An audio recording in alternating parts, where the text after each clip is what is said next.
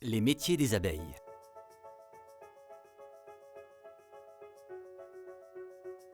Aujourd'hui est jour de fête dans la ruche. Une nouvelle reine abeille est née. Pour lui faire de la place, sa mère quitte la ruche quelques jours plus tôt en emportant la moitié de la colonie. La jeune reine, pour ne pas avoir d'ennui, se débarrasse de ses concurrentes. Elle sort pour la première et dernière fois de sa ruche pour s'accoupler avec 5 ou 6 mâles appelés faux-bourdons.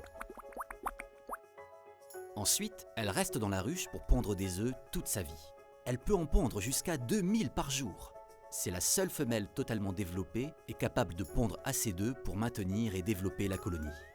Elle est exclusivement nourrie de gelée royale, élixir de longue vie qui lui permet de vivre de 3 à 5 ans. Ses phéromones lui permettent de diriger l'ensemble des ouvrières et des faux-bourdons. Le rôle des faux-bourdons est de féconder la reine. Incapables de butiner, ils puisent dans la réserve de miel de la ruche et sont tragiquement tués ou expulsés à la fin de l'été. Les ouvrières forment le gros de la colonie. Elles sont parfois plus de 60 000.